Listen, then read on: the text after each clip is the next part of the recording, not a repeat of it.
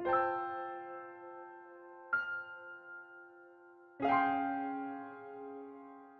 back to the Obojima Podcast. My name is Jeremiah, and I'm with Ari and Adam, and we are the writers of Obojima, and you are joining us for our weekly writers meeting, where we sit down and we come up with cool ideas for Obojima, for the future books, future products, future things. Oh, man. And what are we talking about today? Nothing. Nope.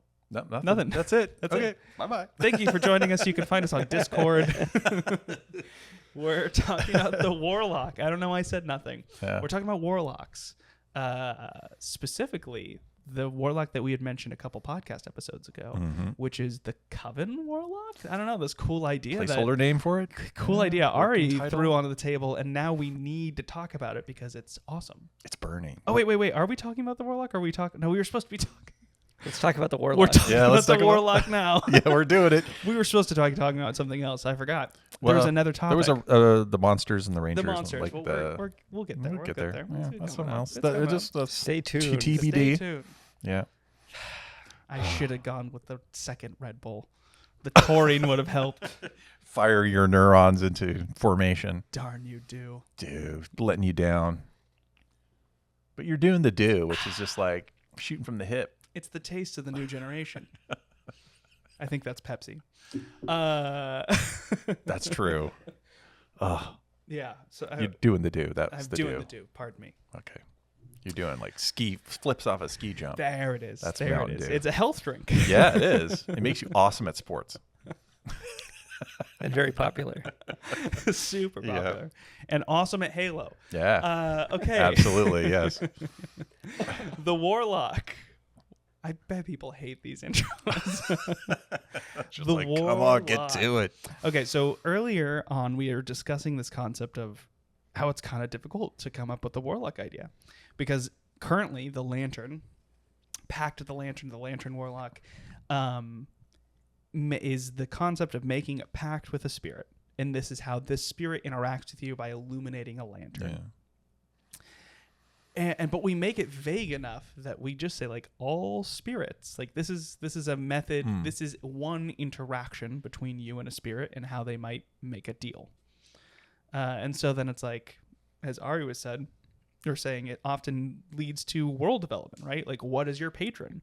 You know, an entity of enough power to lend some to you in some capacity, or an entity, as Ari was saying, or a group or something like that the maybe the bond or the signing of the deal is what generates power or something like that.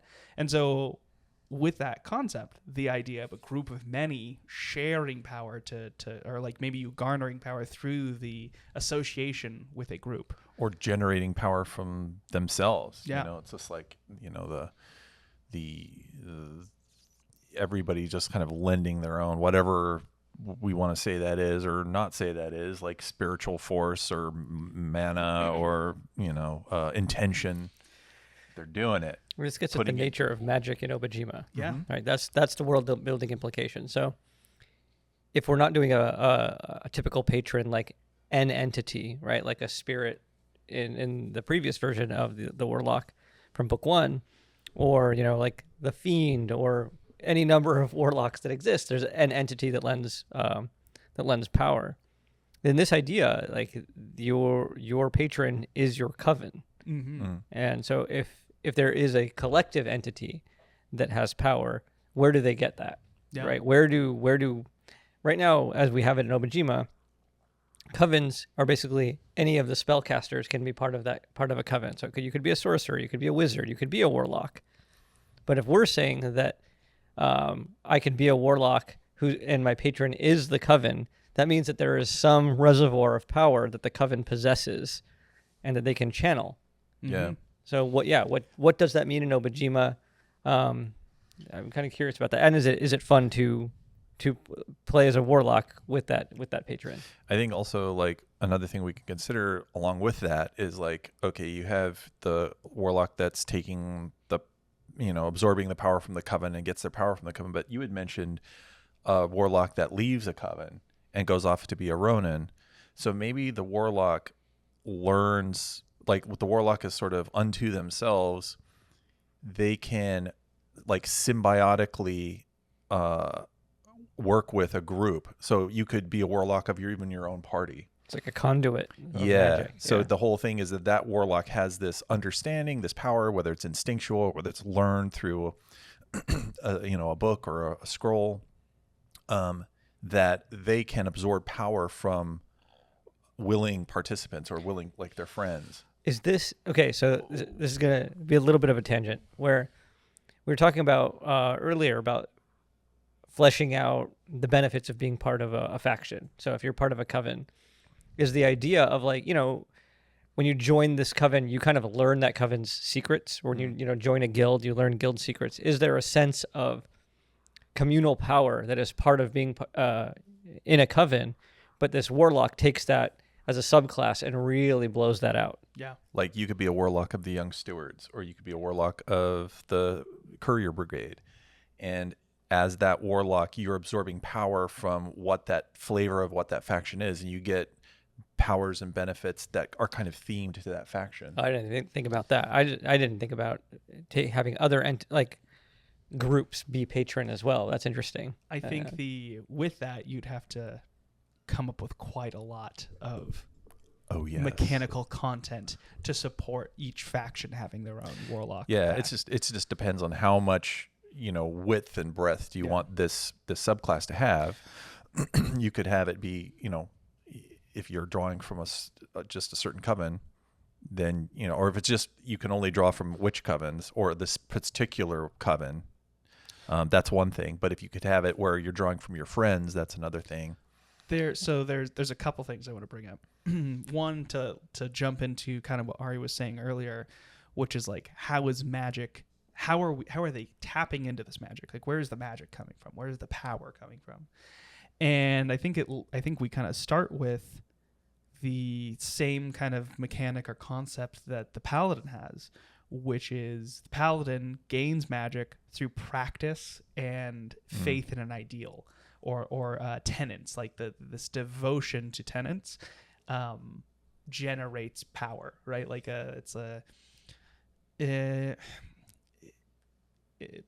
Obojima is filled with magic, right? It's lousy with magic, and it's there to tap into, and through practicing faith and or kind of like this repetition, almost kind of similar to Shintoism and other things like that, like the practice of this discipline can tap into that power in some capacity. And I think that that's how the warlock is or not the warlock, but the paladin's operating. I think perhaps just another way to tap into the strengths of the magic that's kind of filled the world could be through the contract with a coven or another group. And I think something that maybe it doesn't have to necessarily be a faction. What if this could be really interesting, almost like a Horcrux where you're tied to an item or an object. What if an option for this warlock is that you found a coven that's like you and two other people, and they're also warlocks. So it's like there's three warlocks that the unity of the three of them together forming this contract, binding themselves to each other is what's generating the power. Mm-hmm. And that is like, I think it's cool. That basically it's like you're going to build your character, and now you're making two NPCs that are, whether you love them or hate them or you're estranged, they are incredibly important to you. I do like that. Because what I like about the subclasses we're creating are that they're telling you more about Obojima. These are Obojima specific things. Now you could take this concept of a coven warlock and you could port it to other settings, but I like that we can make this very specifically Obojima, and that there are prompts when you're making this character to describe and define what your coven is and your current standing with that coven, right? Which is super cool. You could tie it to one of the existing covens, right? That we put in the book, or if it's just three of you, like you're kind of like a secret coven, right? You kind of have that, which is super cool. One of the reasons I actually like it tied to covens specifically is because always starting with like, what is the story of this character? It plays really much like I think we talked about when we first broached this a couple episodes ago. But it really kind of ties to the concept of what like a witch character, right? The witch's coven, and I think that's really cool. One what do you expect somebody like this to do? Like what are some things that if I'm opting in because I love this story, what am I doing that other warlocks don't get to do? I do think there is probably an amount of benefits to casting with other casters. Mm-hmm. I think there's probably ways for you to maybe borrow magic from other casters. Yeah, I was thinking spell slots, thing, yeah. or I like the I don't know if this is something. I don't think this is something that was put into Obojima. Maybe it was. I've made a lot of stuff, guys. But either it made it into Obojima or it didn't make it into Obojima. I don't recall.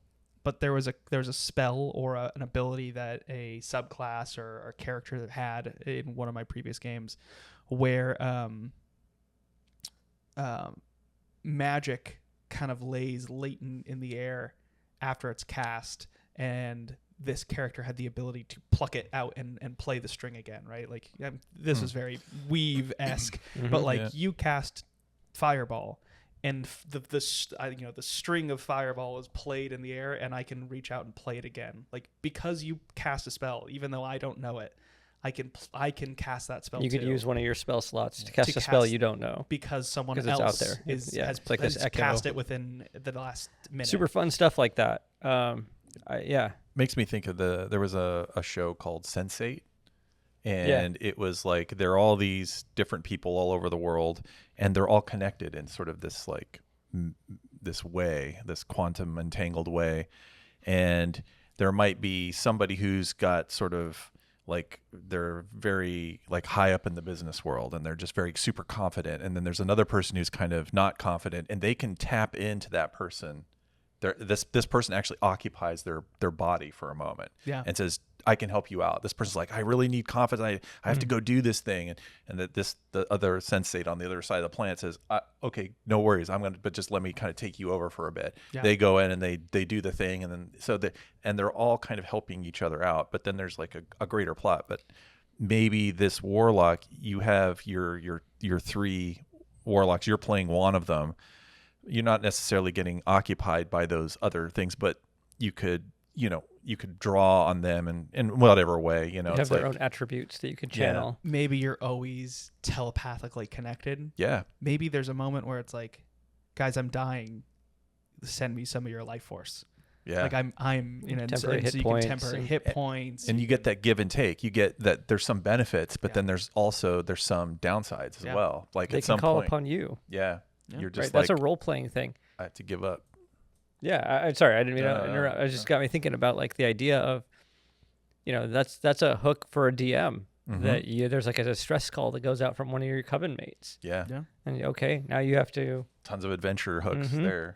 You feel the connection to one of your coven mates disappear. Yeah. Like what's going on with as if 1,000 Alexander or something were stuffed out. Yeah. I really like that. I also like it's also cool to again, if it's the ritual bond of casters together, what happens if it's like, oh yeah, I'm a warlock and there's 2 other coven members or whatever, and they're off doing their own thing, and then you meet a party that's like, you're like, hey, this is going to be weird, but I would love for you to be my coven, or like maybe it's like. Maybe the coven, I only have access to my power when all 3 of my coven members are connected. Maybe one of them perishes, and now it's like, you turn to the sorcerer and you're like, you need to be my third. Like, join this contract with me. We're not going to be able to, stop the corruption if I don't have my strength. And it doesn't always have to be 3 either, right? Like, let's say I choose the Fishhead Coven to be my coven. Excuse me. Sorry. They're my coven. So it's not going to be like, in game terms, unless somebody wipes out the entire Fishhead Coven, you're probably not going to lose all of your things. But that's role-playing game stuff, right? Yeah. Like that's stuff that you talk with your DM, and how does your coven fit into the world of Obojima?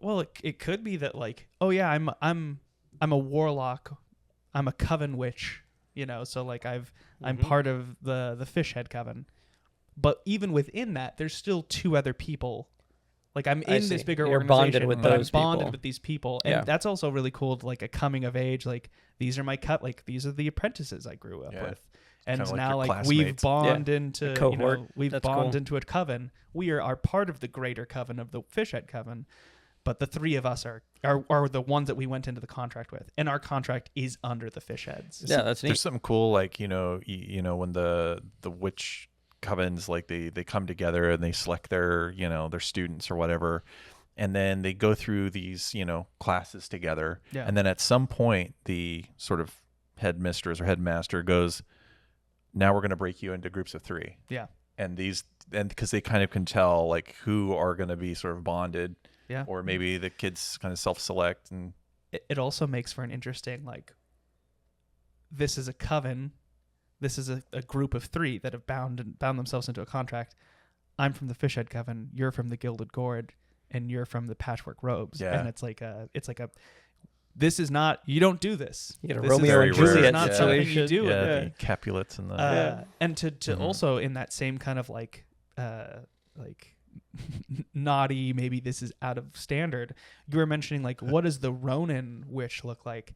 And this is interesting. What if one of the coven members abandons the Fishhead Coven and they leave, but they're still drawing power from them? And so now it's like, you can't, like, you've left. You can't draw power from us anymore. And so now they're on the run, and it's like your 2 best friends are sent after to like sever the contract. yeah, It's like, and it's like, Yeah. some kind of ritual that has to we happen. we adventured together for 20 years, and now it's like Turned your back on turn us. your back. Yeah. And it Yeah. also, that tells an interesting story for people like Tabitha in Okiri. Like if she was one of those, like, maybe that's why she's in hiding. Maybe that's why she doesn't go, she Yeah. doesn't let people, like, that's a really interesting story to be heard. Yep. She was part of the 3 and 30, Yeah. That's cool. That's a cool concept to be exploring with. I wonder if like the 30 at some point, the 3 and 30, like there would be like 33 that were all in connection like that. And they were incredibly powerful. And maybe at some point they were like, well, this is too powerful. Now we have to break it down so that there's no more than 3. But Or you could do things where you start with a coven of 3 within the Fishhead. But the higher you get in the, with the factions, or even as you progress, through levels, like feats and things. you can then link up with another coven of 3. Like, so by the time you ascend to the 3 and 30 in the Fishhead coven, You're like 17th level. you actually are entered into a coven with true. that this big And then group, you can cast and then the you can big- cast these big spells. And the thing that you mentioned was ritual casting, and I'm a big fan of ritual casting Well, that's good. conceptually, but I always feel like in the game it's kind of clunky. Yeah. But it's so cinematic because it's not just push spell button, spell happens, right? I actually have to like spend in-game time making the spell effect happen. So it becomes this set piece, right? Where you're dealing with this, and having a subclass like a warlock, it feels very resonant. That if there was some sort of specialty with ritual casting, it could be really cool. I think that's a thing. Like when we were talking a couple episodes ago about IP, the difference between IP for, just like any kind of media, and then world building for a role playing game. It's like ritual casting is really cool IP stuff. Yeah. But for, like you're saying, role playing game, it's clunky. Still, it could be used in like a crescendo moment where the DM's like, okay, you've done all the things, you put all the pieces together, and now you and the coven or you and the party must now do this ritual magic, and then the DM just sort of kind of narrates what happens. It's Or as cool. you're doing the ritual, harpies are Yeah. starting to attack, and so Yeah. your other party mates have to fend off Fight the 'em harpies off. as you're doing the ritual, that kind of thing. But it creates, like you're saying, that cinematic moment where Mhm. there's something epic that's about to take place. Yeah. The big cymbal crash at the end. That's cool. I really dig it.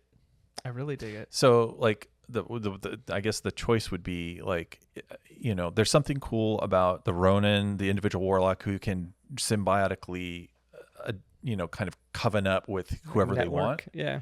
And then, or that we make this class like it is a witch coven class. You have to have a warlock who's joined with 2 other in a specific witch coven, and then we say, if you're a part of the Fishhead Coven, you get these powers. If you're a part of, any of the other covens, you get a different set of powers that are themed to those covens. What if, because there's other types of witches, right? It's not just warlocks, there's wizards, there's other things like that. What if it's like a situation where the warlock in the coven, in the trio of coven, or in the trio that they form the bond in, I keep on saying coven, but then it's also meaning the broader coven at the same time. So I'm going to try to say mini trio. Mini coven. The warlock in the trio is the only one that receives power in this way. So it's like, I'm a warlock. I'm the coven warlock. But you're a bubble mage, and you're an Oni sorcerer. Or whatever it is. And it's like, we're all part of the coven, but in this bond, there's always like two givers and one person who's receiving the strength from the trio in some capacity. That's a possibility. Yeah. I mean, the other version of it is that it's not specified to people, like to individuals, where it's like trio. And it is that like the Fishhead Coven or the Tall Hats or whatever essentially have this pool of magic that they can lend out, essentially.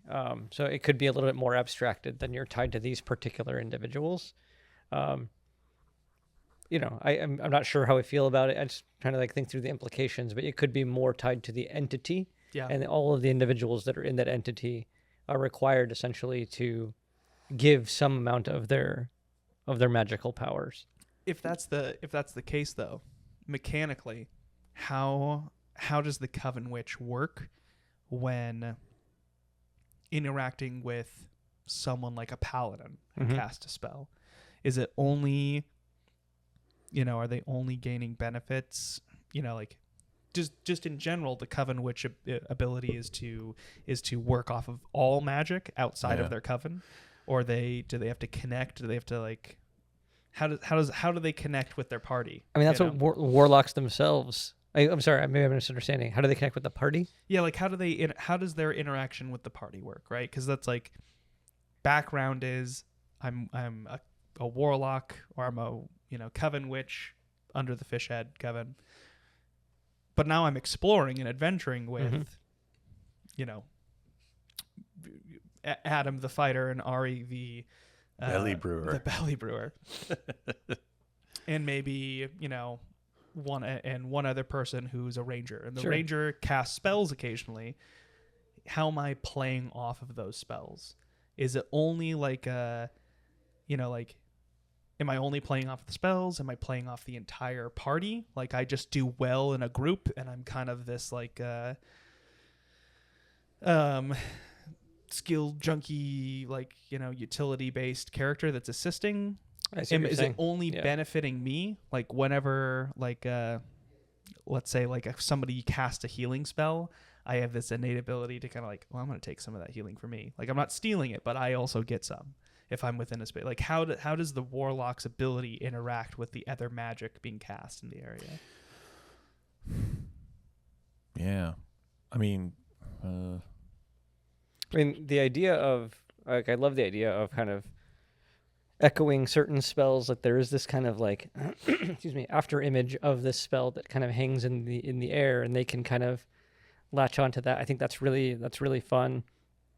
I think maybe, the idea of them empowering spells can be really cool. If somebody kind of casts in proximity to them, maybe there's something you can do to kind of boost that spell. Yeah. Like chance to hit something, like you can focus people. Yep. Maybe things like that. Maybe there's this thing you can do where obviously, like, there's some balance issues here. I'm going to throw this out anyway, just conceptually. The idea of spells that are self-only, you may be able to extend out to somebody who's right next to you, or pass to them. So you can still draw your power from this entity, but there's a communal element to the way you use your magic. Could be interesting. I think there's something there. Yeah, balance. Yes, balance issues, but like taking a single target to area of effect, like that would be broken probably, I'm sure. Yeah. But there's also the thing of if this warlock there's a part of me that says, okay, make the warlock that if you choose a certain coven, you get a certain suite of powers. So if I take this coven, I'm going to get a suite of powers. If I take fish head, I'm going to get a suite of powers. If I take the tall hats, I'm going to get a suite of powers. And that way, when you're choosing your warlock, you're like, okay, do I want a utility warlock? Do I want an aggro warlock? Or do I want a, whatever, a range warlock?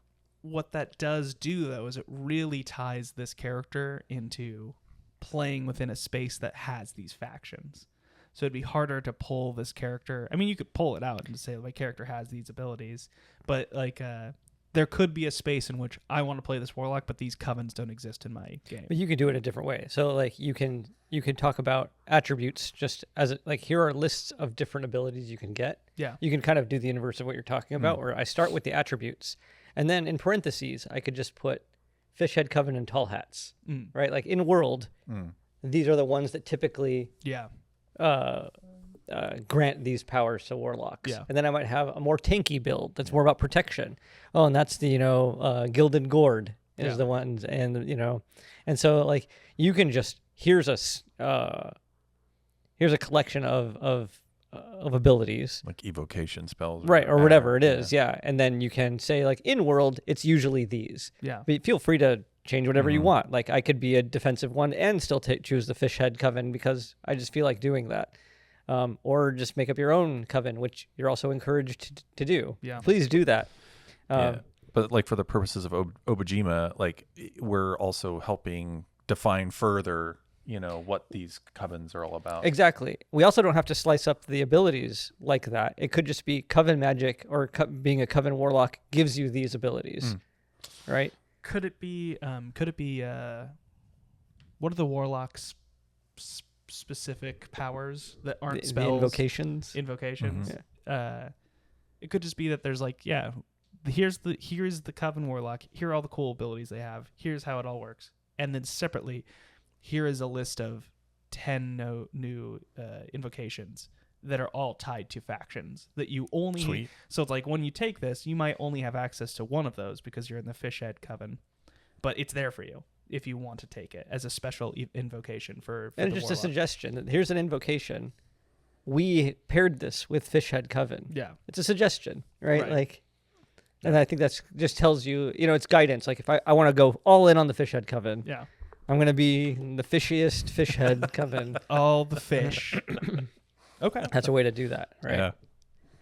So what are some abilities? What are some cool abilities that this warlock might be able to have? I did like the idea that you had about drawing upon power to for temporary hit points to stay up, kind of thing. That's kind of cool. What does it mean to? Sorry. I like the door swinging both ways. That you could kind of tile up this warlock's power to make it really tasty and fun to play, but then you could also mitigate that by having there's some downsides, like one of your triumvirate or one of your triad or whatever you want to call them. They're dying, or they just got attacked by howlers, and they're like, I need 10 hit points. And you're like, okay, I'll do it. Do you not to make this more complicated, do you almost split the warlock into two different categories? One where you have a tricorn hat of witches, and the other one where you have a collection of many. The 3 and 30 archetype stuff. It's here are specialty, if you go into a bond of specifically with 3 versus it's just a huge collection. Because the thing that I'm borrowing health from someone. Are you borrowing health from the coven as a whole? Right. Is there life energy that they have to offer, or is it I am taking life from you? Right. Because taking life from if we 3 were in a trio, I think that's very evocative for me to be I need to borrow from my coven, and it's not just this, there's 150 people in the fish head coven. Yeah. I'm borrowing it from you two specifically, and that's interesting. But then at the same time, on the other side, that's also very evocative to be there's this huge collection, and as an organization, when you leave this coven, when you become a Ronin, we go after, we sever the bond. You're not going to be borrowing our magic without our permission. Yeah. That's also really interesting. I think I think it's worth exploring both and then you choose the one that is just the most fun. Like play test it. Yeah, I think both ideas are really cool.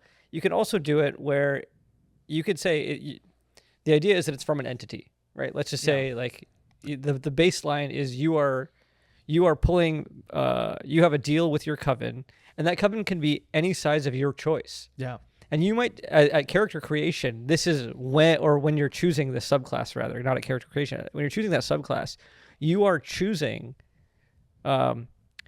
I mean, it could be narrative reasons why, why you're with this specific coven, or you might say like, you know what, I actually, my bond is with this smaller group, and there might be certain benefits about being part of a smaller group versus being part of a larger group. And so because we don't have to get hyper prescriptive. Sorry, there's a narrative thing that just popped up in my head. I'll get to that in a second. Don't forget it. But I think what we can do is you can say it's from the entity. But if I say my entity is it's a coven of 3. Yeah.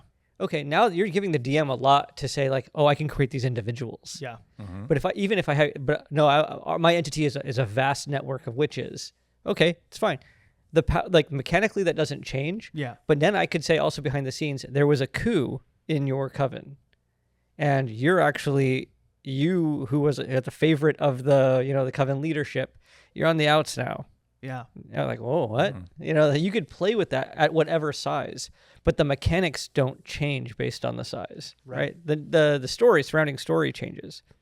The narrative thing I wanted to bring up is you don't choose your pact. I'm sorry, now I'm trying to remember what level do you choose your pact as a warlock? Well, I think everything is 3rd level now. Everything is just across the board? Okay. Well, I don't, or maybe Apologies, warlocks are 2024 special. people. I have no idea. Yeah. 2024. It's either 1st level or 3rd. I'm not quite sure. Okay. It's an interesting thing because that means that at some point, if you don't have a pact right out of the gate, you're a warlock. Yeah. Oh gosh, I need to remember how this works. Apologies. If you choose your pact later, can you just like, I'm part of this, coven all of a sudden. So there's a narrative thing that you want to work with your DM about making the process of becoming a coven warlock part of the story. Yeah, if it does happen at 3rd level, it'd be very interesting for you to be like, okay, wake up, we're going to go pick apple carrots later today, and the group's like, oh, what a boring mission this is, or whatever. But hey, you know what, it pays some coin. And then you walk outside and there's like there's 4 witches waiting for you. Yeah. And it's like, hey, it's time for you to sign a contract. Yeah. And they're like, we've been we're ready for you now. And then you have to like, guys, I gotta go to the Gale Fields really quick. The Gale Fields, we're on the land of hot water. No, Like I have to go. the other side of the mountain. Yeah. Yeah. I love that. That's awesome though. That's really, really fun and flavorful. I really like this Coven Warlock idea. I think this is super cool. Yeah. I think it's really, really cool. There's a lot of cool things that you can do with it. And I think there's just like, I don't know, interesting ways to play with powers and interesting, like the idea that you can draw, like, you could choose the different people that you can pull, like even like drawing from a suite of different kinds of skills. Yeah. Like all of a sudden I know how to do cool things that a warlock normally doesn't do. So I also like the idea of maybe like ally proximity coming into play mechanically, where it's like, oh yeah, if I have 3 or more or 2 or more allies within 20 feet of me, I get this bonus, or I give them this bonus. Can I form a warlock with other people, or a warlock? Can I form a coven with other people in my party? Let's say I have a wizard and a sorcerer in the same party, which doesn't always happen, right? But let's say you have that, or you have another warlock. You have just 3 casters, and you all form this coven. It could be something fun there. I think that could be just a fun party idea too. Yeah. That you all function as a coven. Maybe it could work like this, where it's like, I'm going to break my contract as a coven with my other coven, and we're going to go together and form a coven. And the moment you do that, it unlocks feats for the other 2 people. Like, they don't get them, but similar to the Sword Schools, where it's like, you can only get this feat if you're part of a coven, and now they get access to it as well. I think that's really neat. Yeah, like I like that by me going along my progression path as a warlock, I can also give cool bonuses to my party mates that they normally would not get. It makes those choices consequential, and it's also a great record of where you've been. You know, that you've unlocked these things for your party mate. It was important that you, person, made the choices you made for your party. Yeah. I love stuff like that. Super cool. It's pretty cool. It's fun. There's more to be had with this thing. I think there's such a unique and interesting concept of being like, oh yeah, like all of everyone, like, and could the fighter be a part of the coven? Does the coven require is the magic formed because the sorcerer and wizard know how to cast magic, or is the magic formed because you're going into a deal? Like, is the deal what's creating the magic? I personally think that, like, to tell the story again, like the story that at least that I initially thought about was, this tells the top-down story of the experience of playing as a witch, right? This is like the witchiest witch you can be part of a coven and draw power from that coven. So in my mind, it almost necessitates magic. I think that if there's like a network mage that can connect to anybody in the party, I feel like that's a different concept. But that's just me initially thinking about it. I guess it comes down to how we view magic. Yeah, because the belly brewer is very, very magical if you look at it in the sense that they're like, I mean, their potions are incredibly magical. I know they're technically like alchemical too, but like they're making magical effects. Right. And the belly brewer is spitting magic right and left. But I don't think a barbarian is one to join a coven, right? Like a coven is an arcane like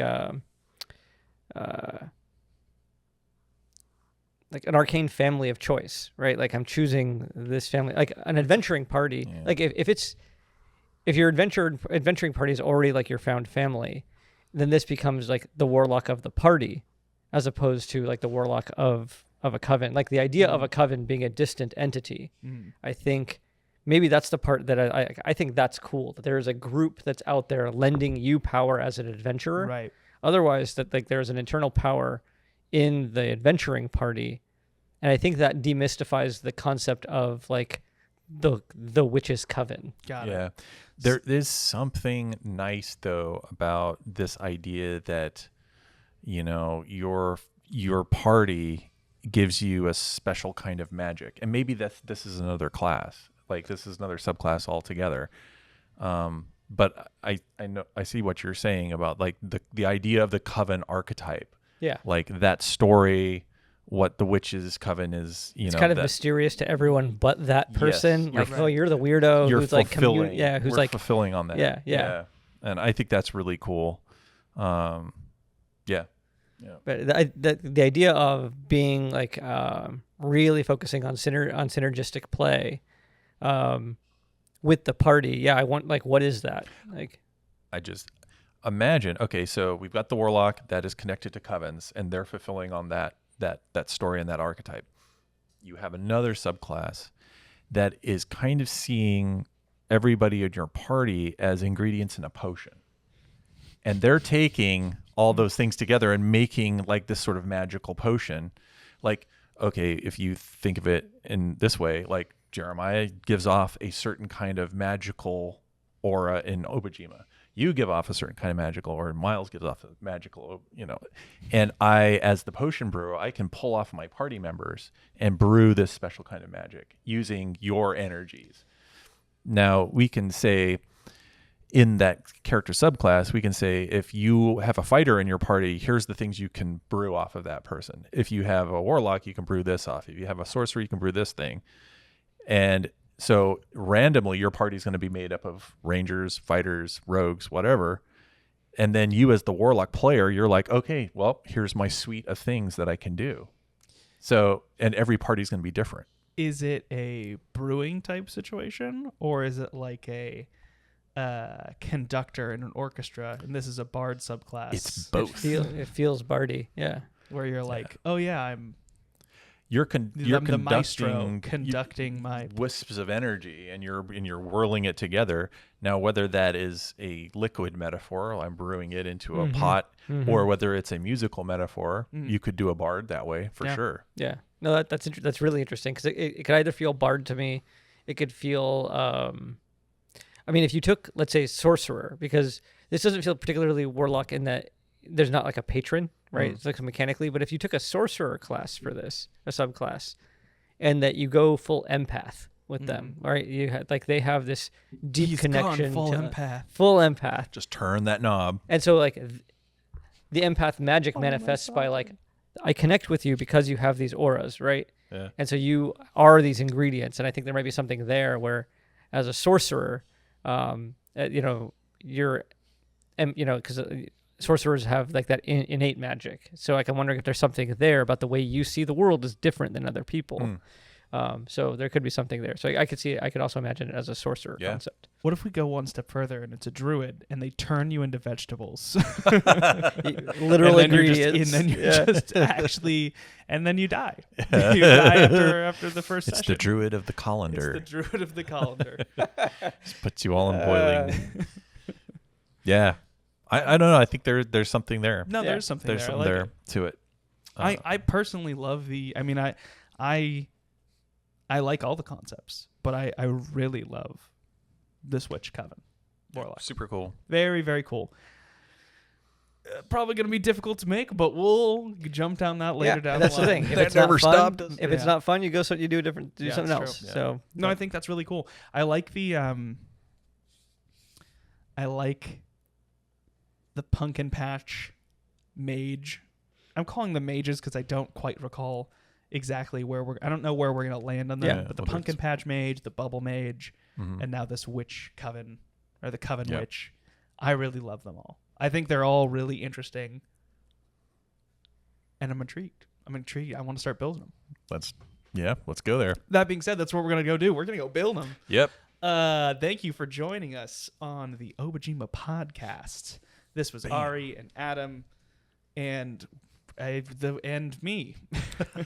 Thanks for joining us. You can follow us on Discord and TikTok and Instagram and on YouTube for more content. Tune in next week as we do more writing. Thank you so much. Bye. See ya.